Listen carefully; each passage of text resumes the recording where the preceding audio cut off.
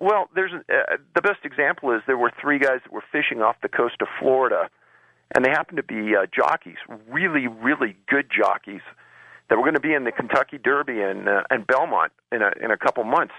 And they were fishing in a small skiff that was being watched by a big yacht. Immediately, as they get in position in water that's only 2 or 3 feet deep, a storm comes in. Part of the profile, there's bad weather associated with these disappearances. And storm comes in to the point where they get washed away from this boat into a small little cove. Make a long story short, this boat goes in as far as it can. Not only were the three guys never found, none of their equipment was ever found, and it was in one of the biggest searches ever in Florida at that point. Well, the author of the article, one of the articles we read, said these guys could have just gotten out of the boat and walked ashore. But they didn't. No, it was a small island, and they were never found. I'll just talk about this summer. A man named Morgan Heimer, 22 years old, was a tour guide in a group of people along the Colorado River in Grand Canyon National Park. They were a couple days into their trip, and they pulled to the side 2 large boats of people, and they take this side trip up this creek. And the people go way up the creek, maybe a mile or so with their guides, and there's a big pool and a waterfall, and they kind of hang out. And the creek's not even deep enough to drown in, per se. You know, you could walk across it ankle deep. But Heimer was in the back of the line when they were coming back on this creek excursion. He was wearing a life preserver, and he disappeared. And Morgan was a student at the University of Wyoming, and I can tell you that this shook up this tour group immensely. Somebody in that group heard about our work, and he called me and he talked to me extensively about this and said, Dave, there was no place for Morgan to go. If he fell in the creek, he wasn't going anywhere. The sides of that canyon were straight up and down. And he was walking, and he was within a quarter mile of both boats and 50 people, or not 50, 30 people when he was walking. And nobody can believe he didn't make it back because they all thought he was right behind them. So they brought in a huge amount of searchers from the National Park Service, volunteers from the tour group. They searched that area for a week. They didn't find one trace of Morgan Heimer, again, German descent. Well, the same thing applies to the water-related cases.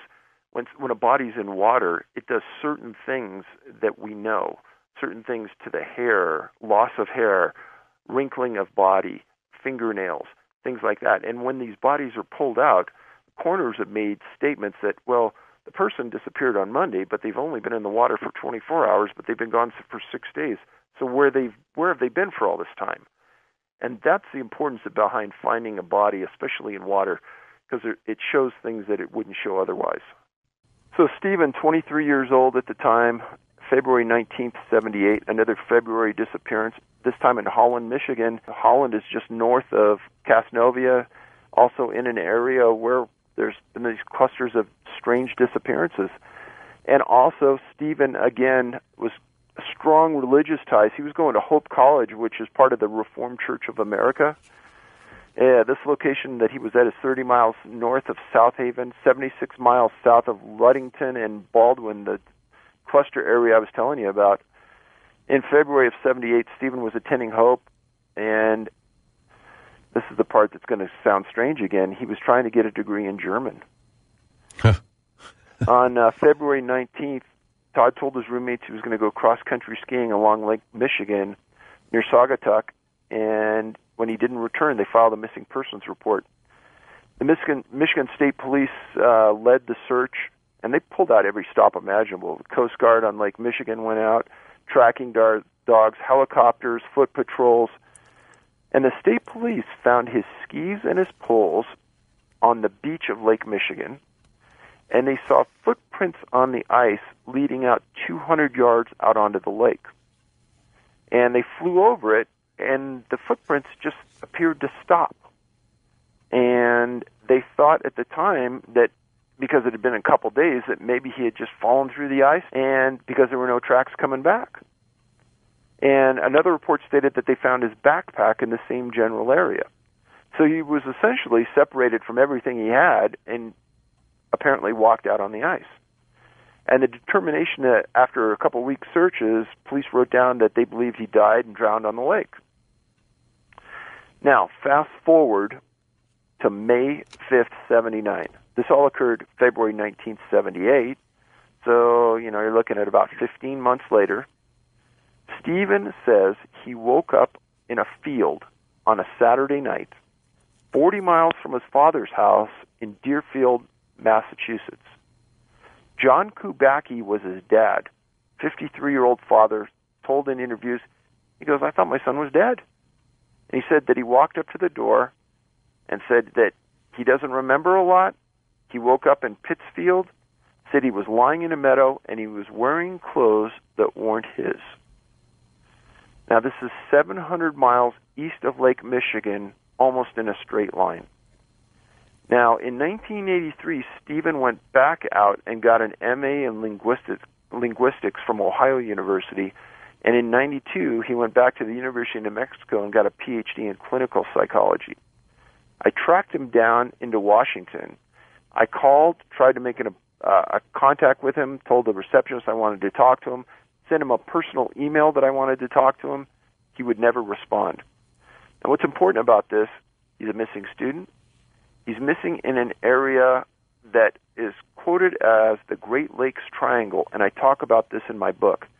That is a great book that talks about a series of disappearances in and around the water of people, planes, and boats that are as unusual as the disappearances I talk about in my book. Stephen's missing time and space, and reporters asked him if he'd ever see a psychiatrist, and he said no, because I don't have any problems. So he had to have been interviewed by police, his family. Hey, where you been? What did he say? I wish I knew, because in all of the articles I pulled on this, it never said that the police took an interest in it, never said that, because if you think about it, there was no crime that occurred. Remember, anybody can disappear, and it's not a crime. Now, there's some pretty strong evidence that there was factual evidence he walked out on the ice right directly from where his skis and things were. So where was he for 15 months? He says he wakes up in a field wearing somebody else's clothes. He said that there was other things in a small satchel that was next to him that were maps and things that weren't his, and he doesn't know where it came from. Many of the missing have a disability or an illness that isn't obvious, but comes up when you look into the investigation. If the victim is found, the majority can't remember how they went missing or how they got out of sight or even how they were found. Many of the victims are found in or adjacent to bodies of water, swamps, bogs, ponds, creeks, and rivers. And they're physically okay? Sometimes they're deceased. Sometimes they're sitting there and they don't know how they got there. And there were a series of people, and I did videos on 10 of them, and they would disappear in one part of the country and be found hundreds and hundreds of miles away in another part of the country with no means of transportation from point to point. And no recollection of how they got there. Giddy up. It seems like from reading all of the books that the only people, or the vast majority of the people who are found alive, are those who are unable, for one reason or another, to explain where they were. Either they're too young as kids, which is the big majority of the cases, or they have some kind of disability that prevents them, or they're so disoriented they can't remember anything. Exactly correct. And I mean, you think that's why they're allowed to come back, because they can't explain what happened to them? You know, it goes without saying that seems to be it. It almost seems like before these people are taken, somehow or another, they know that they have this specific disability. And I'm not talking about overtly obvious disabilities. There's a national or a U.S. Forest Service Ranger that disappeared in Arizona. I wrote about in this new book, and he had two sisters that had an extremely odd bone disorder, and I'm talking like 1 in 2 million or 1 in 3 million people ever have it. And he was the one person of the 3 kids that didn't have it. And for some reason, this one article about his disappearance talked about this unique point in his life. And to me, it meant a lot because he didn't have the disability, but there was something about his DNA that excluded him having that disease. And he disappeared. He was never found. just a couple of years ago, a man named George Penca, P-E-N-C-A, disappeared on one of the biggest trails in Yosemite going up to the falls. He was last in line with a church group. Nobody could believe he disappeared. Nobody could understand where he went. But yet this is a commonality with Yosemite, that you don't have to be in the far back country to disappear. You could disappear right in the middle of humanity in the park. It's a very, very strange scenario. And then they follow that search up with cadaver dogs weeks later, and they don't hit on any smell in the area. So it kind of tells you that the person isn't there. In an era of smartphones where everybody's got them, I find this unusual as well, too. Does anybody ever report getting a call from this lost individual saying anything? Well, that's a very interesting scenario you bring up. And in my last book, there's probably 7 or 8 incidents that I write about where the person is on the phone at the time they're disappearing. And a couple of times they'll say things like, "Oh my gosh, where are you? Help." And then the person on the other end says that they hear as though the person is moving away from the phone, and then they're not found. Like they're pulled away from it? It's described as though the person is moving away from the receiver on the phone. Like he dropped the phone or put it down and something is pulling him away. And other times there's people that say that, there's one instance, Brandon Swanson in Minnesota. He was supposedly on his way home. His car got stuck in a road. He told it was along a road he took hundreds of times going to school. He told his parents exactly where he was. They went there. The car wasn't there. He was on the phone with them, and he says, "Oh my gosh." Phone stops. He has never been found. Huh. And the car was found in an area where it's nowhere near where he was supposed to be. And his parents can't believe he was that far lost. So going back to Arizona now, on that case, in the same national monument where Paul Fugate disappeared, Janet Castrojohn was with her parents. She was 44 years old. She had a mental disability. She was in an accident when she was 18 years old, had a traumatic brain injury. She is partially blind and disabled. She went with her mom to leave a letter off at the campground pay station. Her family was in a motorhome. And after her and her mom went to this pay station, they stopped at the restroom, and Janet waited outside for her mom.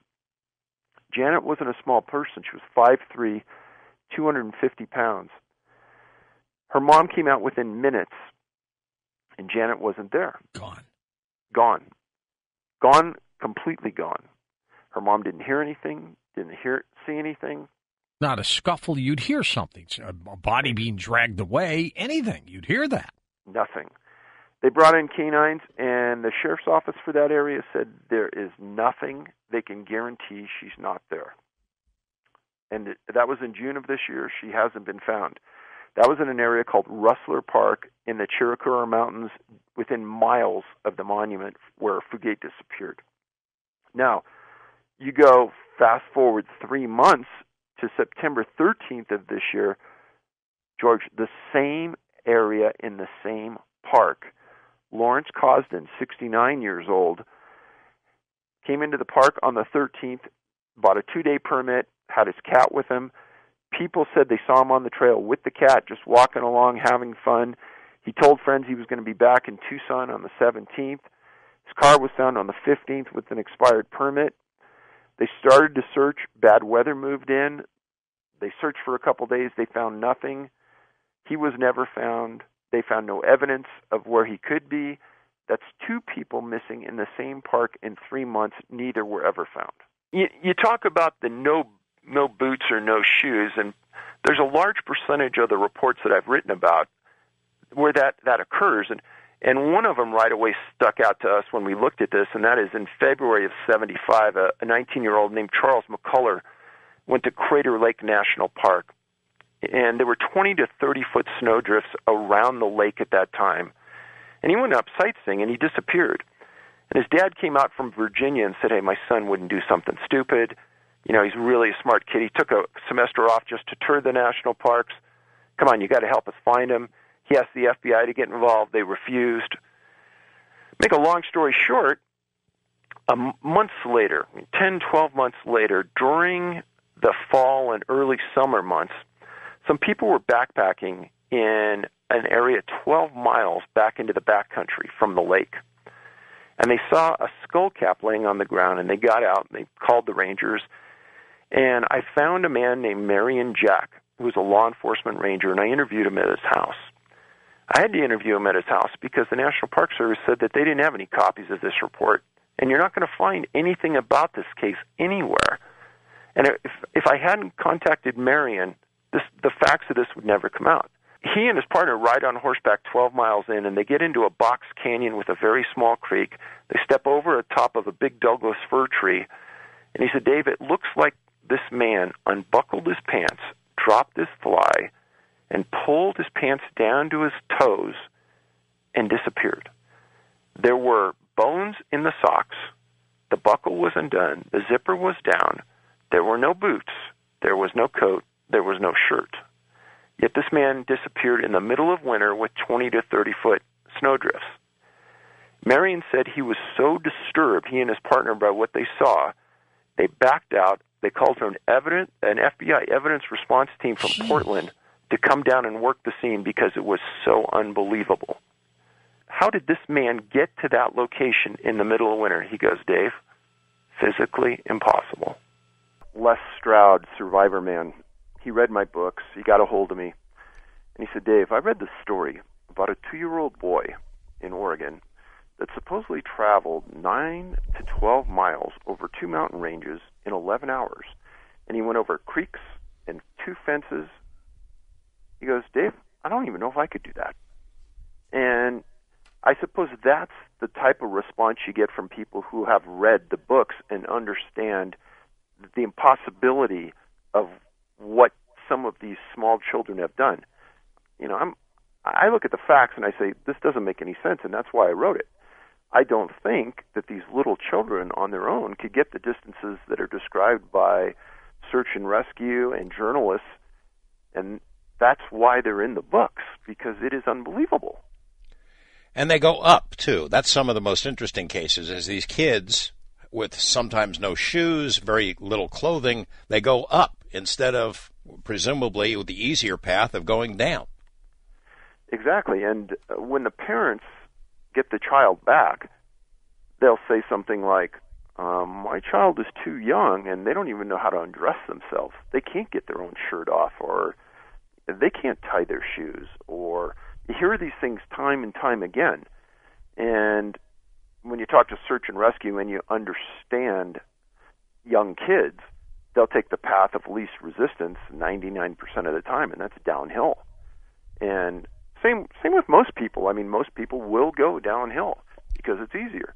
But in an oddly strange way, many of these cases, the people and the kids reach phenomenal locations that almost seem impossible for a hardy athlete to get to.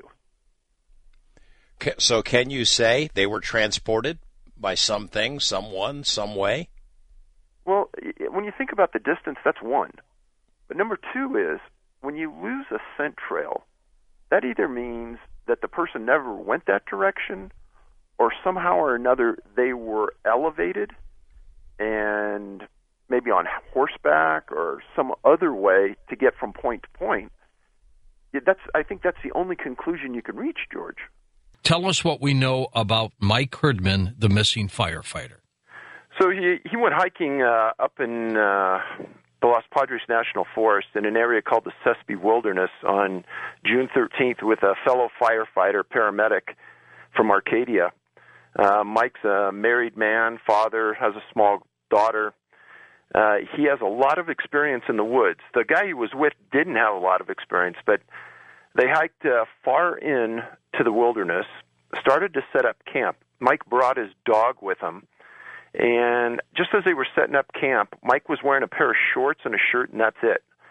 And for some reason, his dog just took off straight into the woods.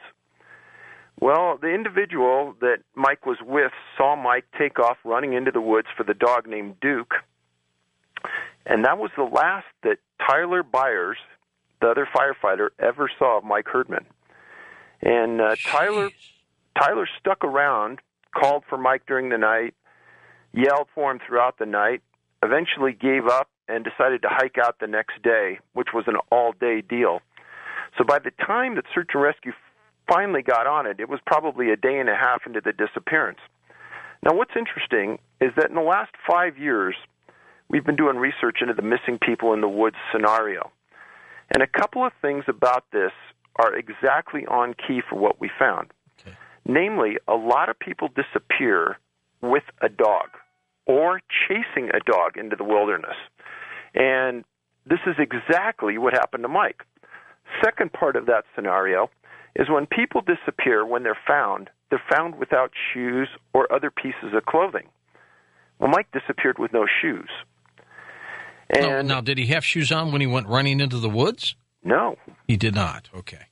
Which is kind of strange. I mean, you think maybe you'd take 10, 20 seconds, just throw your Put shoes on. your shoes on, yeah.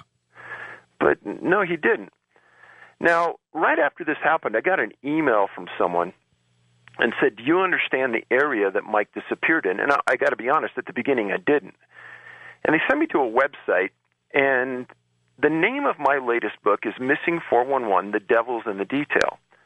The website they sent me to was developed in 2011 and hasn't been touched, and it's about the Sespe Wilderness and the Condor Sanctuary that's in the wilderness.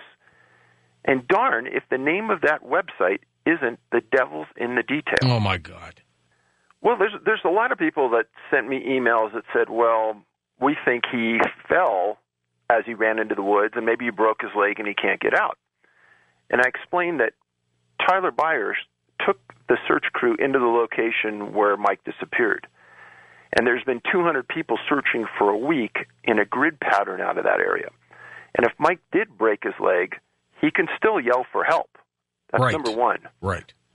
Number two, they got permission from the Forest Service to throw drones up into the sky, along with some helicopters with FLIR that are looking for a specific heat pattern from people.